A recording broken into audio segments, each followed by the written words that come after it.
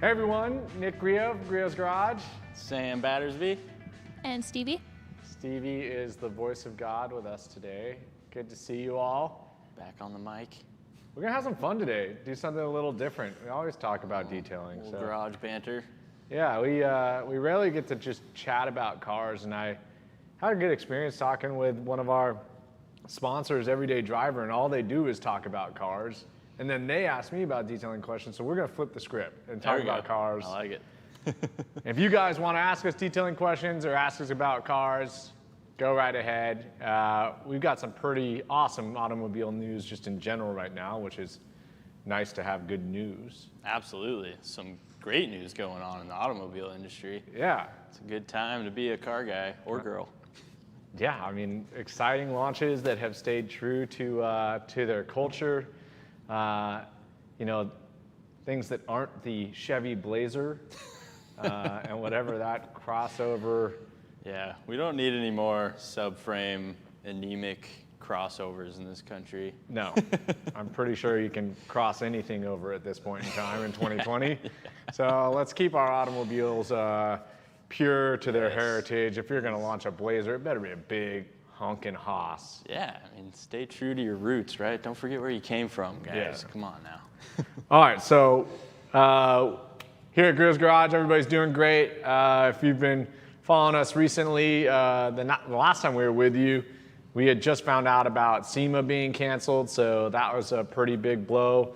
Our show season is still kind of trickling through. I mean, it's state by state, so we sponsor the good guys. We go all over the country with them, and we didn't really know how many of the shows they were going to be able to do, and it's really just been play it by ear, but they canceled about 4 more shows. The next big thing we have should be our Caffeine and Gasoline that we have in Indianapolis on October 3rd. So if you're in the Indy area, we're going to be out there. You can come see us. Absolutely, yeah. Those are great events. Come out and see the warehouse, often kind of unknown side of the company. So yeah. Time we have those events out there, it's a good time to make it out. Bring your orders with you. We do have full ability to fulfill any orders, product needs that you guys have from our Indy facility. So yeah, and again, that's where all of our juice is made, out there in Indy. So if anybody from our Indy facility is watching, hello, thank you for all your hard work.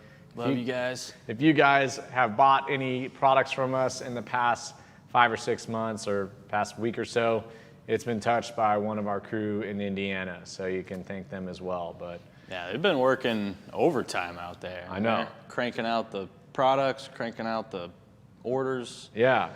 Yeah, we've been blessed to stay open during this entire time, and we haven't had anybody in the entire organization get sick because of our management team really jumping into action really quick. We split our shifts in Indianapolis, so we had less people in our facility. So we've stayed open, and thank you guys for supporting us and placing orders. And hopefully, with all the noise and bad news in the world, Griot's Garage can be part of your therapy and quiet time in the garage. Absolutely, I know. Got out for some garage time last weekend, and it felt quite nice. It's been a while. Yeah, it's the best to just calm down, not care about a thing, and spend 4 hours with, garage therapy beverage in hand and maybe a wax pad in the other. Yep. Yeah, I was doing a little bit of detail, a little bit of issue diagnosing on this pig back here. But. Yeah, I know. So we brought our personal project vehicles. We're going to talk to you guys about what plans we have for them. But I think we should talk about some cars. Let's talk about some of the guys are already asking about them. And couple mentions: Ram TRX. Oh yeah. T-Rex. We'll call it what it is. Yeah.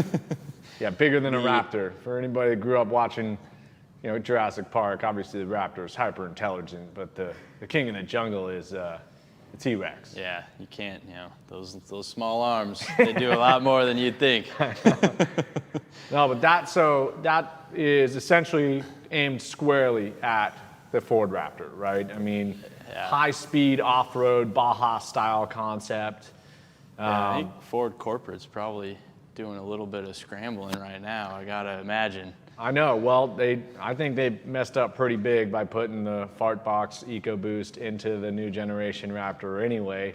Yeah. But now FCA is pretty much putting a Hellcat engine in everything. The minivan's next. Yeah, buddy. Even though every time we rent a Dodge minivan on all of our work trips, we pop the air filter cap and we call it Hellvan mod, yeah. You can get a little skirt front wheel drive burnout. It sounds really throaty once you pop that air filter box. So. Gotta have fun with your rental cars, guys. Oh yeah. Of course, make sure you clip that filter back down before you turn her in. Of course. And it never hurts that we generally detail them and bring them back in better condition than they gave it to us in. At least portions in better condition. Exactly. All sorts of developmental products on the sides of the last minivans we got. So T-Rex, I mean, it's bitching. The new like Ram 1500 platform has just been getting all sorts of praise. It won Truck of the Year. So to bring a lot of that chassis into this and then just ultimate, I mean, you might know more about the actual suspension components than I do, but it just dropped a few days ago. I haven't been able to dig through all of it. Yeah, I mean, I know they're coming with full steam on all parts of that truck from what it sounds like. I mean, I don't think the current Raptor is going to be much of a contender. We'll see what they bring next year. I know that, so it's 703 horsepower, I think, just a few less than what a standard Hellcat Challenger or Charger would have. And then it's got launch control. It can do 0 to 60 in 4.5 seconds. So launch control is ridiculous. Yeah, I know it's got terrain select, similar to a lot of other four-wheel drive vehicles out there, but I think they even have launch control for on and off-road. Yeah. We've got a couple different modes there. Well, and I know there's a ton of customization, much like the Hellcat and Demons, that you can get in there and really, play with some preferences. So the interior looked really cool. I think the exterior was a really cool just evolution of that and looks really pissed off. So I'm a fan of it. Yeah, the front end's sweet, those wide fenders, and the interior of those new Rams. I mean, man, Yeah. those things are sweet. We got Freedom Chariot chiming in. Raptor's still king. Devout Raptor fan. Yeah, I mean, look, I don't dislike Raptors. No, I drove a one still, right? first gen 2014 Raptor for 3 years, Yeah. put 30,000 miles on that beast, and I love that truck. Badass trucks, hands down. Definitely not disparaging the Raptor by any means. Yeah, but now they've got some competition. They might have to put a legitimate V8 back in the next one. I would like that. Maybe that flat plane crank V8 in the Mustang is not appropriate for a truck application, but something with some throatiness. Come on. Yeah. Bring back the V8 Ford. But, Ford's not all bad news because the Bronco, pretty damn good. Absolutely, yeah. Very good, I think, in all respects. Yeah, I went so far, I put $100 down to reserve one, spec'd out a pretty cool spec, and actually got on the phone and talked to the dealer recently about when it would be built, and it looks like it's going to be delayed a few months and probably be built next May or June. But if they're going to give it to me at MSRP, I'm going to seriously consider getting one of those things. Yeah, well, it'll be interesting. I know they've already teased a Raptor Bronco, so Yeah. that'll be fun to see what they do with that. And I got a few comments coming in. Sounds like some of you guys have some insider info with Ford and maybe Chevy too. I mean, Chevy's got to answer. GM, Chevy, they've got to answer in some way now. They don't really have anything that can hold a match to either of those trucks. I just can't wait for like the first comparison when they park a Bronco next to a Blazer, next to like, I don't know, what's the equivalent? There's no International Scout or anything, and I guess the Ram Charger, that name hasn't existed for a while. But I mean, the heyday of the big Broncos, the big burly Jeep Cherokees, Ram Charger, and Blazer. I mean, those are some big American SUVs, and to have this paltry little, anemic crossover bear the Blazer name, I mean, come on, GM. Yeah, that's unfortunate. That was a layup. You guys just totally missed it. Yeah, I think they got to be bringing something. Yeah. There's no way they're sleeping on this. And they just recalled a bunch of C8 Corvettes and have totally ceased sales because apparently the frunk like pops open when you don't want it to. So for anybody that didn't know, frunk is a front trunk, and it's a wonderful word. Yeah, no such thing as too much horsepower. No way. I agree, Joe Edgar. Okay, we got a couple questions. JT Greif says, if you had to drive one of these for the rest of your life, which would you pick? Fiat Multipla or a Gremlin? Ooh. Man, I don't really like old Italian economy cars, so I'm gonna go with the Gremlin. Yeah, I'm gonna have to agree with you on that one. Yeah, Gremlin is that's the Wayne's World car, right? Yeah. Okay, yeah. Yeah. Gremlin. Yeah, I mean, you could probably swap a V8 into a Gremlin still. You could definitely swap a V8 into a Gremlin. You can put a licorice dispenser and flames on the side and go get donuts with your 4 best friends and sing Bohemian Rhapsody. So I'm Great going times. Gremlin for sure. Yeah, hands down. Okay, what car does your dream girl drive? 2005 GX 470. We're married, man. Our dream girls drive their cars that we bought them. But Yeah. yeah. My wife really wants a very specific color M coupe, right? And it's impossible to find. This, Yeah. So if you're not familiar, the Z3 M coupe was built. It's just this little hatchback-looking thing, and it had M3 engines in it, but it was rigid roof, and some of them had sunroofs, some of them didn't. Well, when they made them, they couldn't sell them at all because it looked really weird. Yeah. Had two-tone interiors. There's a weird phase in BMW's history, but the enthusiasts just love them now. So they're extremely hard to find. Their values have gone crazy. I took my now wife, Sarah, to a car show in Pittsburgh. It was a BMW show, and she finds one clown shoe, and she's like, that's my favorite car. I was like, oh, great. Those are going up like 20% year over year in value. And the one she picked out was Evergreen. And Evergreen is this like chalky green. Yeah, I know. And they made like 40 of them ever. And they only made them with the S52 Rarest engine. color of all, too. So of course, she picks like the rarest color, a very, very low production car that is skyrocketing in value. That's what she wants to drive. We'll see if I can ever find one. Wives seem to have a knack for picking the most expensive, hardest to find options. Yeah. They always claim it's unintentional. I don't know. No, it's got to be written somewhere. Some, I don't know, holy stone buried in Egypt. Wives awesome. will always find the most expensive thing possible. I think you would appreciate my wife's, or one of my wife's dream cars. I can't say I know every single one, but I am lucky to be married to a woman that is into cars and supports a lot of my good or bad habits, however you want to look at them. But she's always wanted an R32, like the one you got on the lift back there. All right, well. Yep.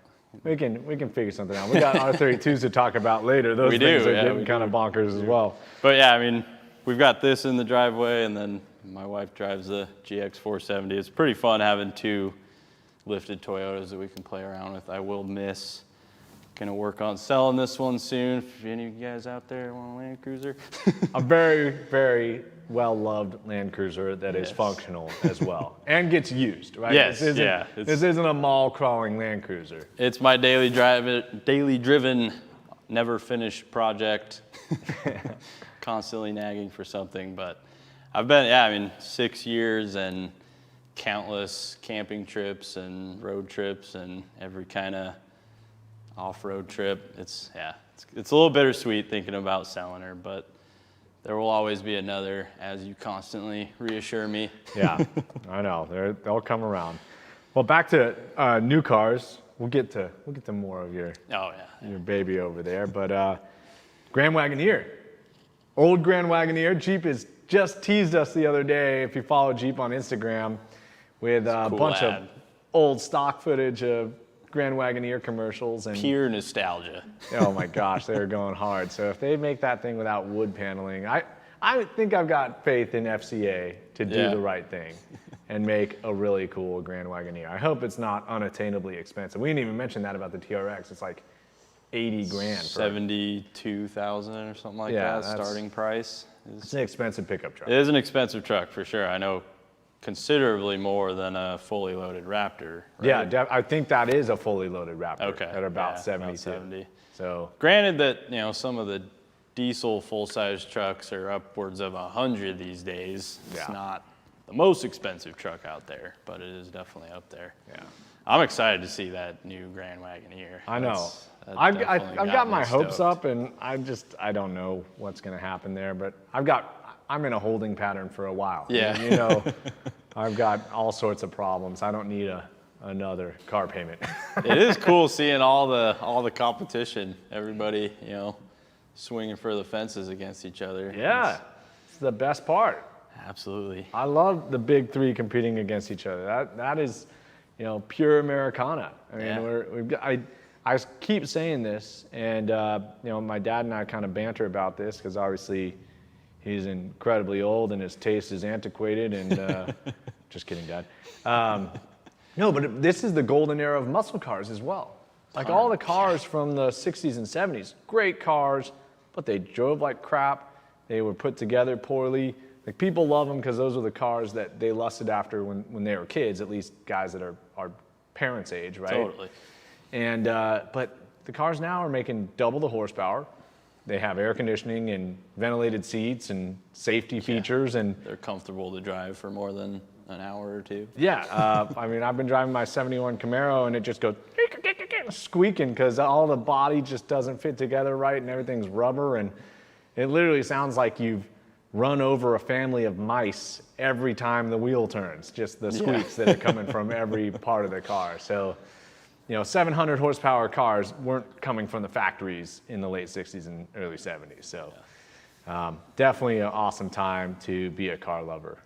Absolutely. Yeah. Lots of innovation right now. I mean, it's definitely cool to see everything coming in terms of interior tech, engine, suspension.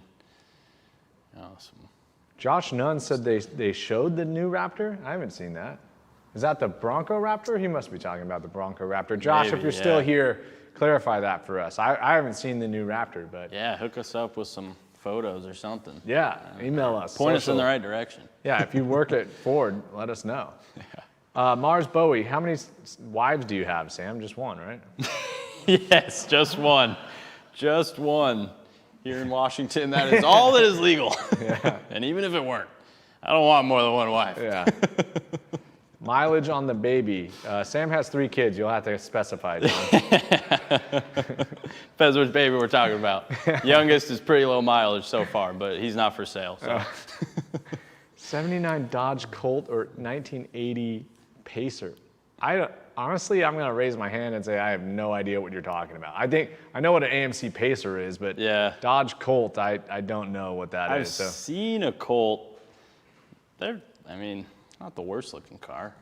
All right, we'll see. I mean, I have a soft spot for crappy Stevie American pulling cars. Them up here. Damn, yeah, that's pretty Which terrible. one are we talking about here? The hatchback. The hatchback is pretty bad. I don't know. I'm gonna go hard pass. If I had to choose between those cars, I'd rather just get run over by one of the cars. Walk into traffic. Yeah. All right, and then one of the coolest ones, new cars that BMW teased, but not all off-road specific. Yes. The M3 Touring. Showed just Another- like a big, weird, wide butt of Another hot wagon. of a station wagon with M3 power. So That got me excited. Oh my gosh! Got the RS6 Avant coming to the States. M3 Touring coming to the States. E63 AMG already, doing really well. So we got some super wagons that, I remember so distinctly, and I've told you this story a million times. When I was at one of our trade shows overseas, I had an extra day and I drove up into the Swiss Alps in my rental A6 Audi wagon and just kept getting smoked by these RS6 Avants that are guys that are definitely getting out of Zurich to go up to their lodge in St. Moritz and just doing it double the time. Flying up to the ski hill. Oh my gosh. And I just was thinking, what So a practical thing for a lunatic to drive. Yeah, absolutely. I have the need for speed, but I also need 2 car seats, and I love my dog too. So we're going to the hills. In a wagon. It's not much cooler when you can combine form and function and raw power into the same car. Oh, I love power. Yes. So yeah, those were our favorite cool new cars that we were talking about. So if you guys have any other cars that you're putting out there, let us know in the comments. we're down for anything. Also, if you guys have detailing questions, feel free to ask them. We're definitely open to answering detailing questions. You got us here, we might as well. 100%. Yeah. And if you were asking for mileage on this baby back here, she just rolled 188,000. Man.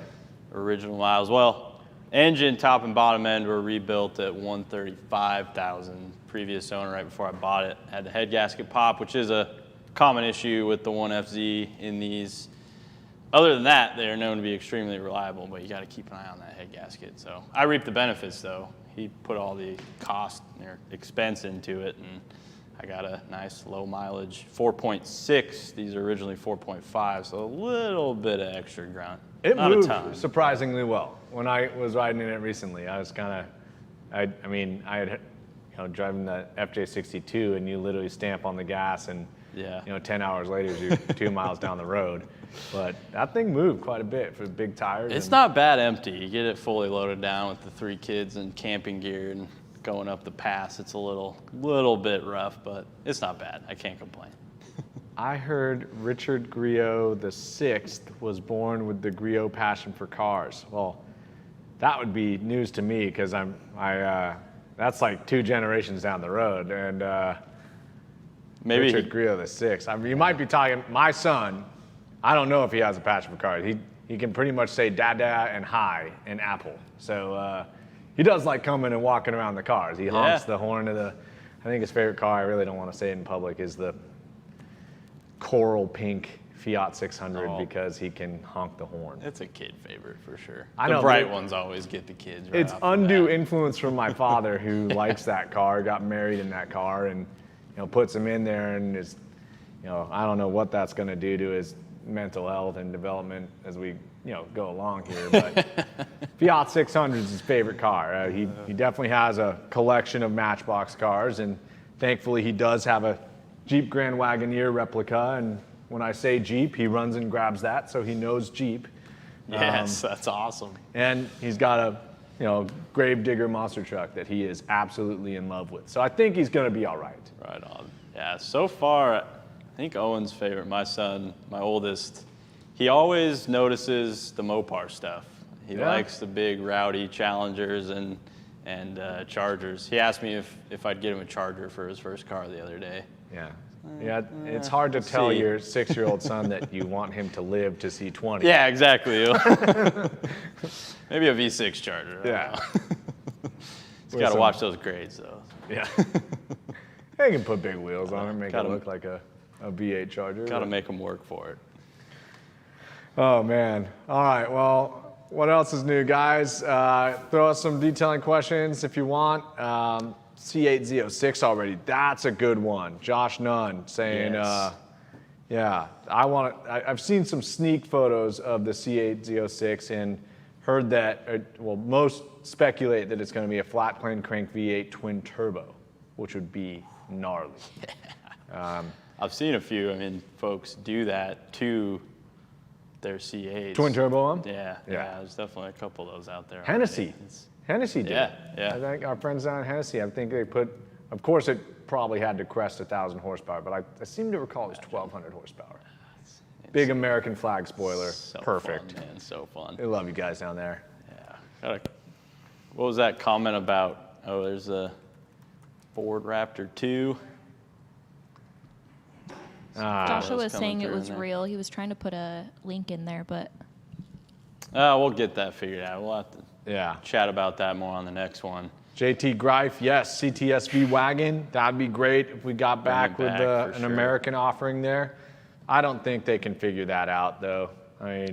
Feels like, they've done some cool stuff in the SUV and truck realm, the big 3, but sedans and sports cars are, you've got the muscle cars, obviously, but like a high-end sports car sedan, I don't know. The previous CTS wagons are pretty badass. They're hard to argue with. Yeah. I wouldn't mind seeing a new one, but Cadillac's doing some funky stuff lately. Yeah, they're going all electric and getting all weird on us, but still like to see a Cybertruck in person too, but.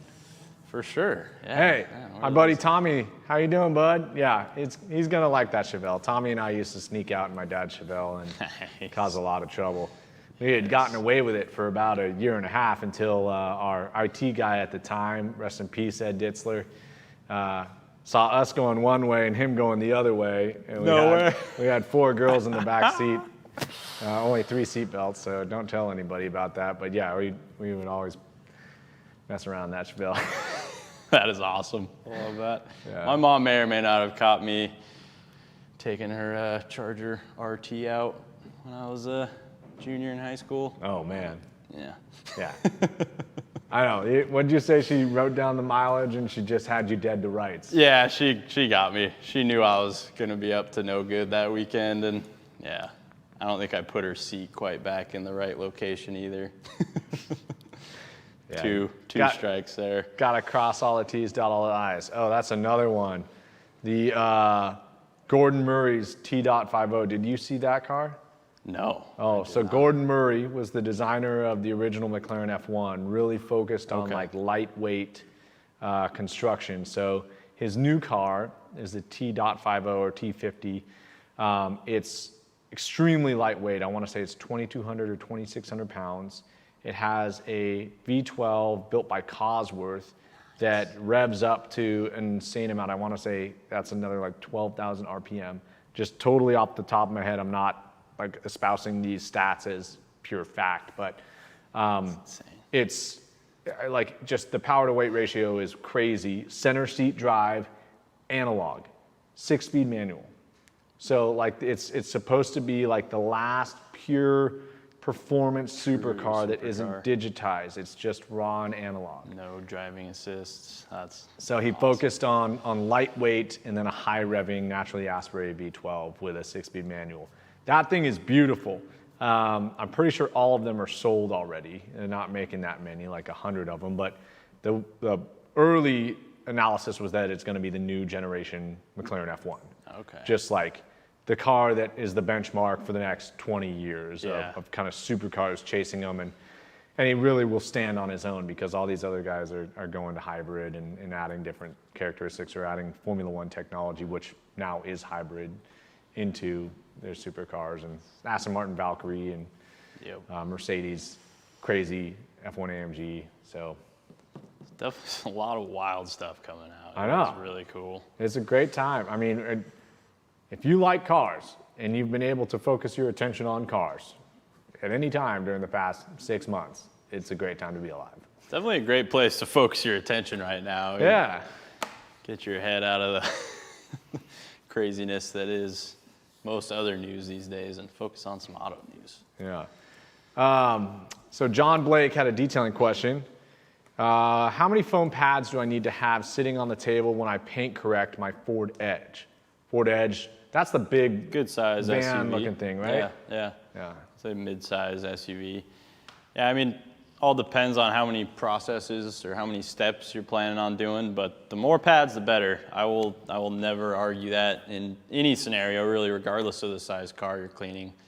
I'd say, as many as you can afford to have on hand. Reasonably, of course, you don't need to have 50 pads to detail one car, but swapping pads frequently will give you more consistent results. And we always say 2 to 4 pads per process per car. Yeah. So if you're doing multiple steps, keep in mind that you're probably going to want different.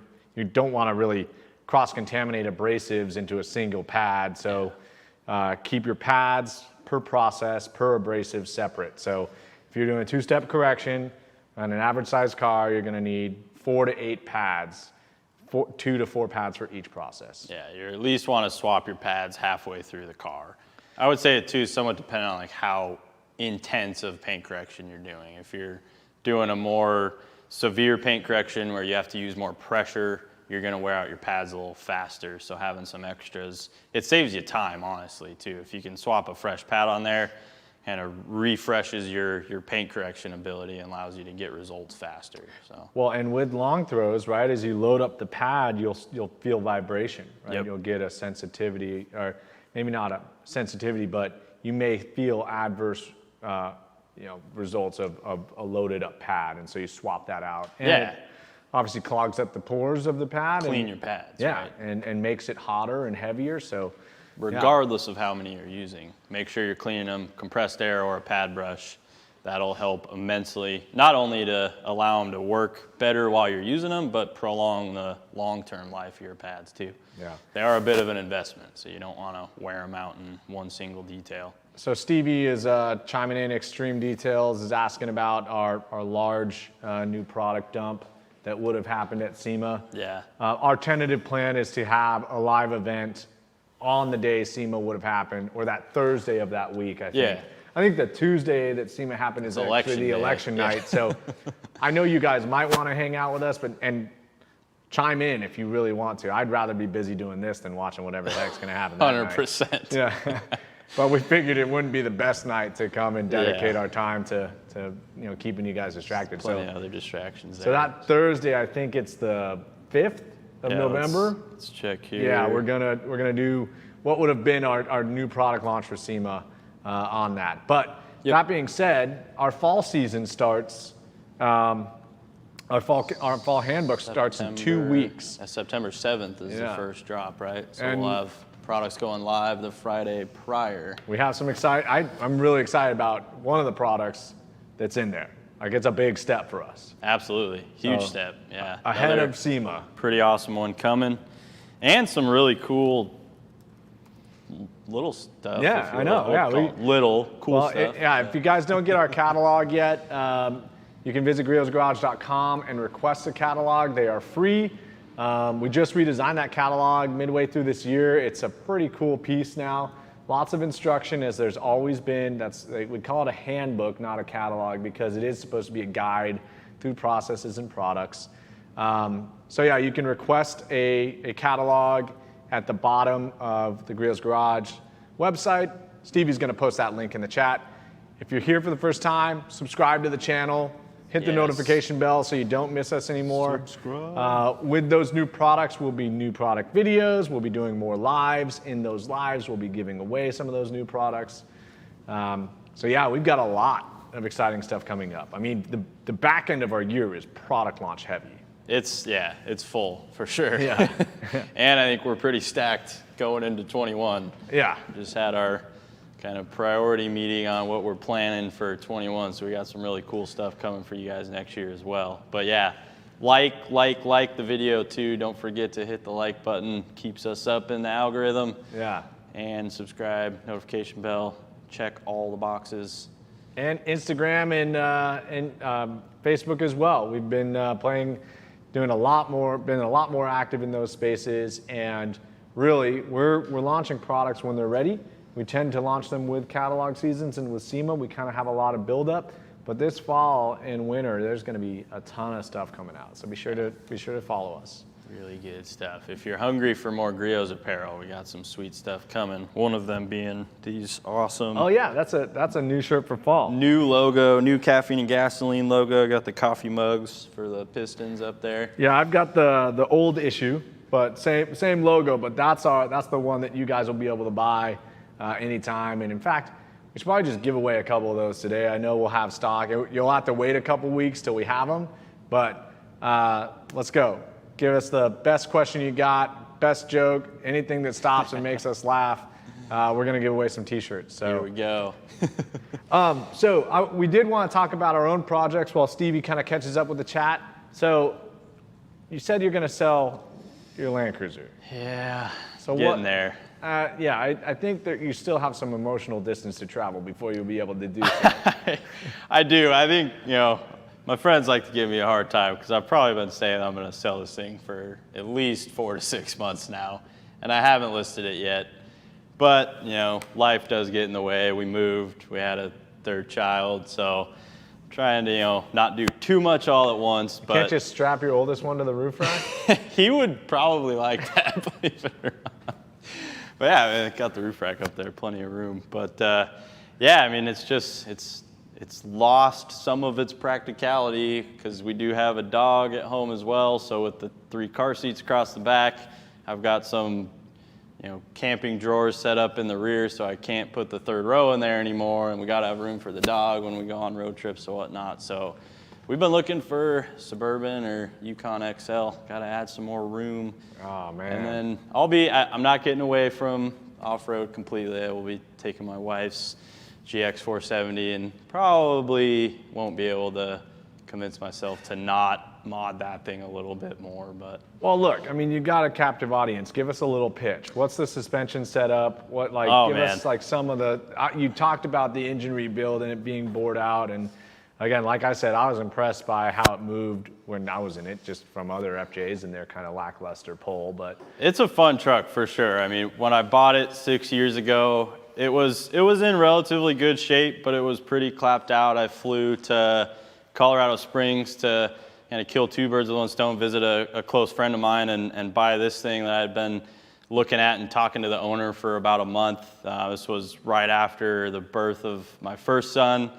Knew I wanted a truck that we could, explore in and that would be reliable for me, and found this one. And I mean, it's been an awesome rig. It's never left me stranded. But to the details, like Nick said, I've got it set up. It's at about 3.5 inches of lift, 37 by 12.5 inch all-terrains. Used to have mud terrains on it, but I daily drive it, so the all-terrains are a little easier on the road. Surprisingly, you can fit 35s on a completely stock 80 series, so they will fit a lot of tire. See my buddy Keith in the comments. He was actually the friend I went to visit when I bought this truck, so good to see you in there, Keith. But I've got Dobinson's tapered coils on it. It's a really cool new coil spring that a couple manufacturers are making. It's a tapered coil, so it goes from a tightly wound spring in the top to a wider gapping, so you kind of have variable rate for on-road versus off-road. When the springs compress more, you get a little bit more softness in them, a little bit more forgiveness, and then when you're on-road, taking corners, it's got much, I won't say it doesn't have body roll, because it definitely does, but I will tell you is hands down better than the Old Man Emu springs that it was on originally. It was a bit scary to drive on mountain passes fully loaded down with those original springs. When I picked it up in Colorado, it didn't even have a front sway bar on it. The owner there lived up near one of the popular ski resorts in Colorado. Telluride? I'm drawing a blank. It? No, he was up Vail. Yeah, he was about 20 minutes from Vail. And he would take it up there off-roading all the time. He had a work truck that he dailied, so it was pretty set up for the mountains. No front sway bar. I drove it home like that, which following my crazy friend Keith doing like 90 in his dad's truck, I was constantly calling him, slow down, man, I can't keep up with you. Got home and found that I only had one carrier bolt holding one of my rear brake calipers on, so that was kind of crazy. But anyways, Fox reservoir shocks in the front. They're just the 2.0s, but they do nicely with the springs that it's set up on. Fully built front axle. It has long field axles in it with chromoly berths, so pretty tough to twist and snap anything in there. I've got some FJ wheels on it, just real simple aluminum wheels. I've done a lot of all of the bed liner you see here. These originally have fender flares and trim panels on the doors. The previous owner had removed those and done some light bed lining, but they were exposed holes from the original flares. So I filled those and bed lined it myself the first year that I bought it, painted all the armor. I had an outfit near us up in, they were in Ravensdale at the time. I think they're in Marysville now, but Badlands bumpers. Built the front bumper for me. It's got Smitty built 12K winch that's saved me a couple times. I think I've pulled other people out with it more, but the first year I had it, I was out with my wife and my son was like 4 months old at the time. I think my wife was a little bit irritated with me because I got it stuck up to the axles in some pretty thick mud out in eastern Washington, and my good friend actually yanked me out in his Jeep, which, it's hard for me to say, but he still reminds me of that time. So it's, fun going back and forth on that. It's got the sliders. I've put those on the rocks a few times. I do get it out on the trails whenever I can. Unfortunately, me and my buddy's favorite trail out here, Surprise Lake, just recently got closed down. It was sold off to a private investment group or something like that. So haven't taken it up there, but take it up in the mountains, Central Cascades all the time. It's been out three different trips this year. Took my son on our first father-son solo off-road trip in it earlier this year, so that was a lot of fun. He had a blast, which was great. And I'd love to buy one of these. Going to sell this one, but I'd love to get another one someday and build it with Owen when he's 9 or 10. Start that out. Like I said, man, we'll go down to New Zealand and find you a diesel left-hand drive one, no doubt. It's got some fun interior stuff. I got the drawers in the back. It's a guy out of Arizona that builds like a flat pack drawer set, ships like IKEA furniture. You put it together yourself. I bedline those as well, but it's always stocked with all our camping gear, so we just throw the clothes and the kids and the cooler in and ready to take off. The Front Runner Outfitters aluminum roof rack up top, easily one of my favorite modifications that I've put on this thing, because that roof rack will hold just about anything. Of course, you don't want to exceed the gross weight of the truck, but it's modular, so you can move the slats around, and it has channels. So you can add accessories, and it's got little eyelets up there that I can move around depending on the load I'm carrying. I throw drywall, plywood, whatever up there, so it definitely adds some utility. Used to have a rooftop tent on it when we first started camping in it, when we only had one kid. We had the roof tent. I used a trip to Glacier and the fear of grizzly bears to justify buying that thing. So my wife loved it, though. It was a lot of fun to camp in, but we got rid of that when we had our daughter. Just wasn't quite enough room in there. And yeah, back to ground tenting it, but I think my wife is slowly convincing me that we need to get a travel trailer now, so I'm getting soft. Oh, man. I'm sure my son and I will still tent camp plenty, but it's been an awesome, awesome truck. I mean, like I said, I've pulled out countless people in it.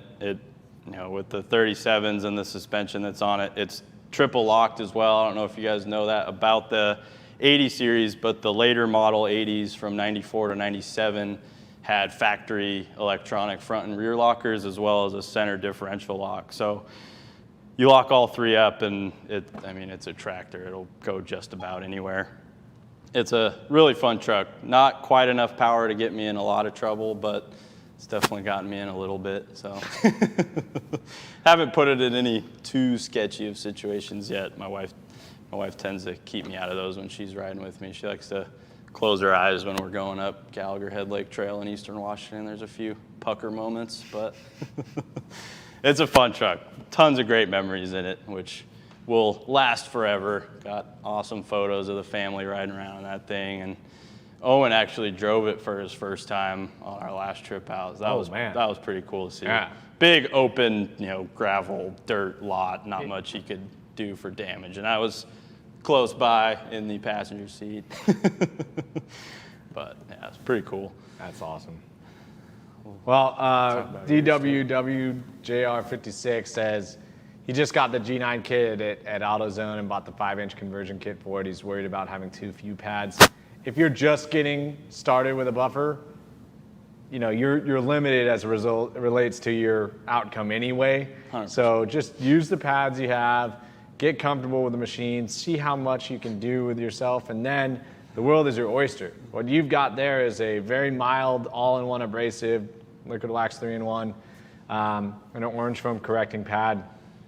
You can get great results with that, and just don't use an excess amount of product, and you should be able to get through a job with the pads, see the level of improvement, and then you can go from there.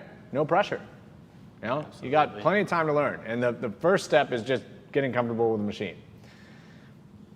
So yeah. Joe Edgar, I knew I liked him for some reason. He had a 2000 Excursion with the 7.3 in it. It sounds like. We've been talking about those a lot. Yeah. Those are awesome trucks. You see them everywhere. Yeah. Everywhere. People just drive them forever. They don't go up for sale often, and when they do, they've got like 400,000 miles on them usually. Yeah, So, I found one at, I trucks. looked at that one at the Mecum Indianapolis auction, Yeah. like with you in mind. Yeah, Obviously, yeah, I was yeah. kind of selfishly looking at it too, but it had the biggest hooks on the front of it. It looked like it was Really? a rescue rig. Crazy. Like they were towing people out of very, very nasty situations with it. All So, that power, you can do a lot with those rigs. One of my friend's moms had one of those growing up, man. They're cavernous too. Got some funny jokes coming in. I got gas for $1.99 at lunch. Unfortunately, it's from Taco Bell. I'm gonna keep my comments to myself. Somebody in the office has been specifically gassy today, but we won't say who. There must have been some Taco Bell for lunch around here. I don't know. Hey, Roper crew. He's asking about the G15. You want to talk about that really quick? Yeah, we actually brought that absolutely. along. Roper crew, stay tuned for a sec. We've got a special surprise for you. In the flesh. Yeah. So if you guys have been T50. following or watching our YouTube live, we kind of explained last week that we had what we would deem a false start. All of our supply chain has been challenged this whole time, but one of the biggest components that is unique about our new long throw tools is that backing plate. And the backing plate manufacturer that supplies our plates to our orbital manufacturer, it had a pretty hard time meeting our spec. And so we presumed that he had met the spec. We did some testing as the product was coming our way and realized, nope, this was not good enough. So Can't settle. We paused on getting those out to market, but we are very happy to report that our G15s and its plates, we have fully vetted and have extreme confidence in the quality of that plate currently. Yeah, these, I mean, I spent a good 7-8 hours running this tool, detailing a old 73 Mercedes 200 over last weekend, and it's a workhorse. I mean, it stayed cool. The speed that these things throw out, the pad rotation with the 1100 watts, I wouldn't recommend running at speed 6 all the time. You definitely do not need to. It spins like a banshee at 5, and 6 is like overdrive for sure. So, I mean, you're gonna be able to do a lot of paint correction at speed 4. Very smooth, very comfortable. Yeah, just awesome tool. One cord, too. That's still one of my favorite features. I had 4 tools out on the cart and 1 cord running to the cart. Makes it nice and easy. So Roper crew, just stay patient. We promise we're going to get you that, and you're going to love it. This is a really exceptional tool. We just, again, kind of had a little snafu. We didn't want you to experience it, so we stopped it. Let's send him a t-shirt, help hold him over. Yeah, He was Roper, we'll send you a t-shirt. First one to ask about the G15, so Yeah. it's definitely glad you're excited for it. Please hold out. We won't keep you waiting a whole lot longer, and it is well worth it. Awesome tool for sure. You will not be unhappy. We have not talked about the new Land Rover Defender. We haven't, probably for good reason. Boring. Yeah, very. Sorry, I mean, I just looked at that thing and thought, man, it looks like a Playmobil truck. It lost its pedigree for sure. I know, I mean, it gets a lot of criticism for the looks. Yeah. I've seen it compared to Elements and a few other much less formidable vehicles. I saw one that was totally blacked out. I think it was a sneak peek at it, like one of the spy photos from like the James Bond movie that had its production ceased. Yeah. And it looked pretty good. But I mean, I just don't like that there's that big panel in the C-pillar, that enormous like plastic thing. And I don't know. Let's just say I wasn't very impressed, right? I mean, the Bronco turned my head upside down. Yeah. I was like, as soon as I saw it, I was on Ford's website, like, where can I sign? Where can I buy?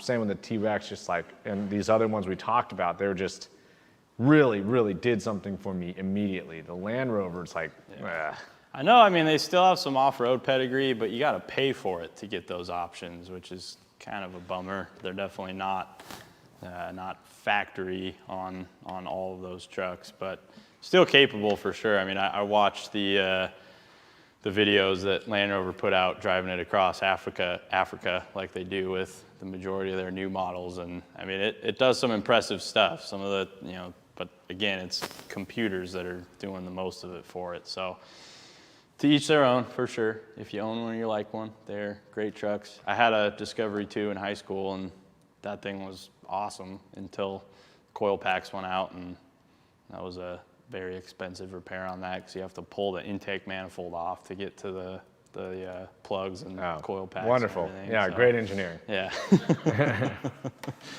All right. Let's see. For a poor high school kid, I was like, yeah, I'm gonna get rid of this thing. Yeah.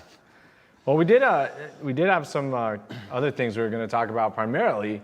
Some of the bring a trailer things, records we saw recently. So I don't know if you guys watch Bring a Trailer as religiously as I do, but man, there have been some crazy trends going up on there. In particular, I think really the world is yearning for low mileage, non-nanny geared, either manual or just utilitarian, non over safetied cars. I mean, the 80 series that we saw, 77,000, wasn't it? Yeah, you were suggesting it was the lowest mileage FJ you've seen, right? At 80 series. For sure. Yeah, I mean, as far as I think lowest altogether that I've ever seen, and I look at a lot of them, kind of constantly, always looking at Land Cruiser classifieds.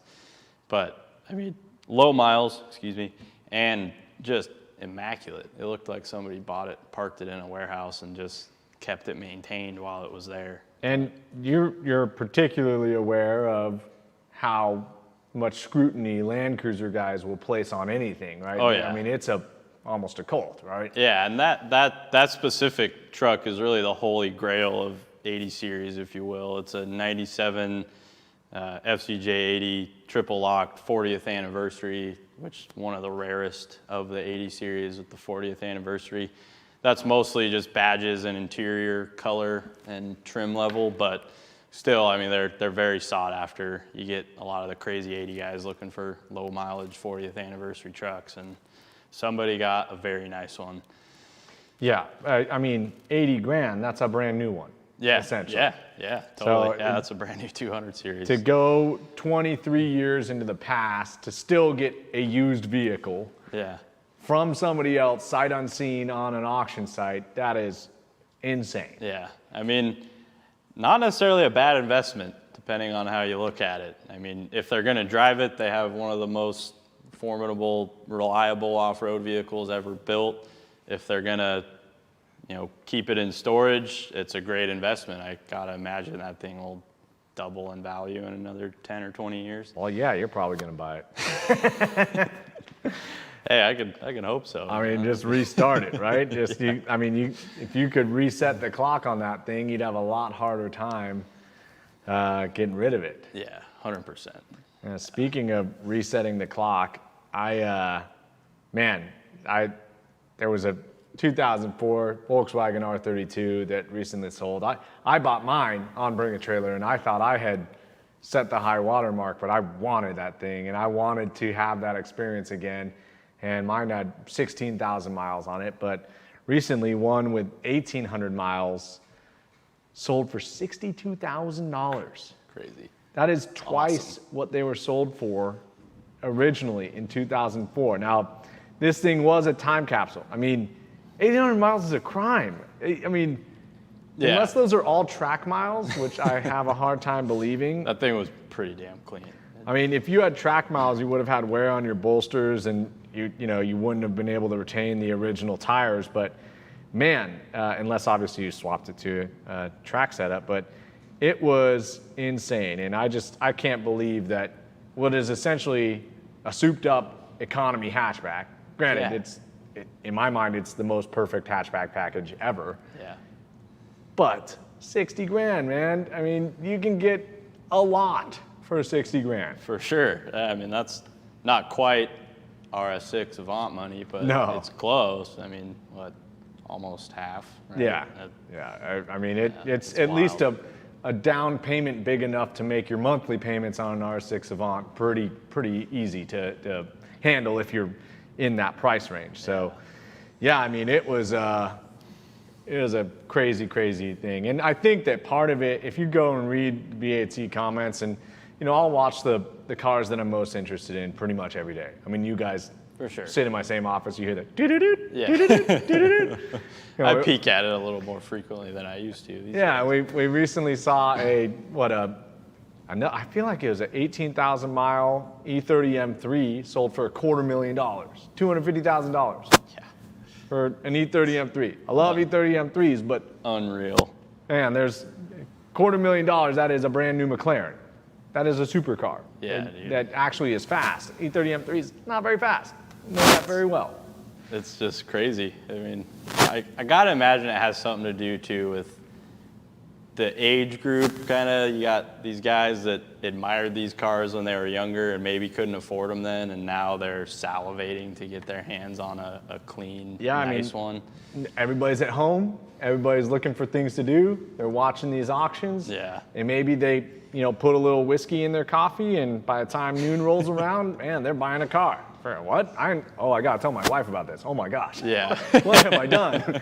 But yeah, I know alcohol sales have been up too. I'm sure that doesn't help out with those car buying habits. Well, and car, these collector car prices, they have not stopped. They've just gotten incrementally higher. So it's a crazy time to live in. But we all know car guys are a special breed of crazy too. They are a special breed. Yeah. Extreme Details. He's asked some good questions. He's the first one to give me any crap about my dirty tires, my scratch paint. Yeah.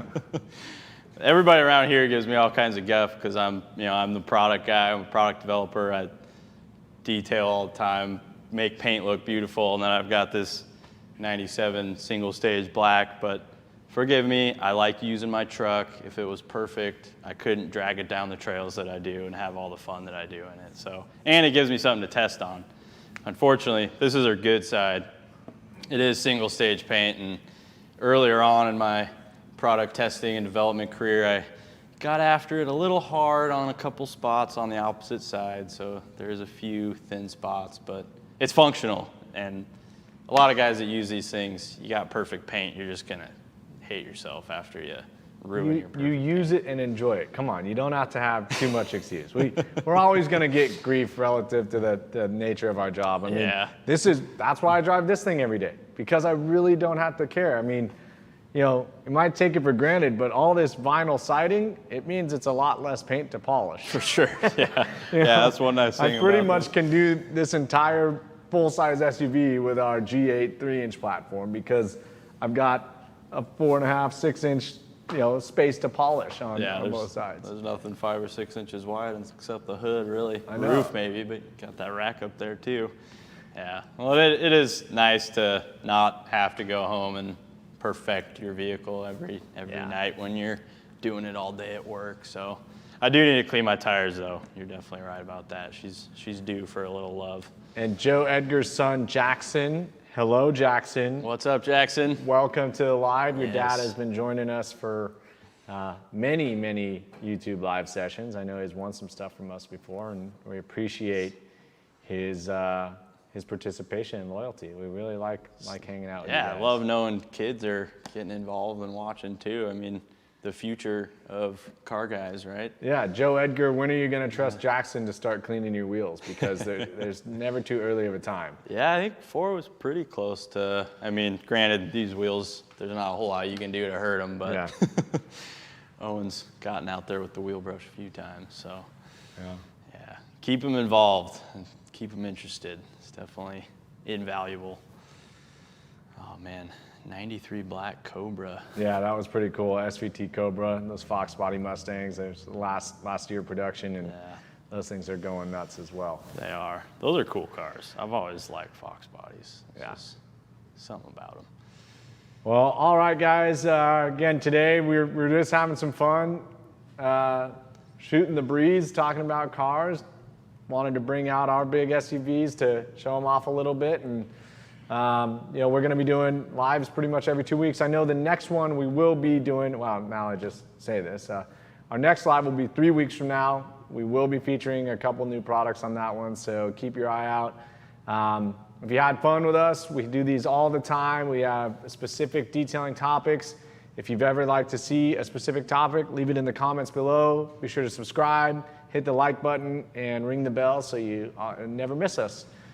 Come back for more. Yeah. We'll be here. All right. Enjoy your weekend. Have fun in your garage. Thanks, everybody. Have fun in your garage.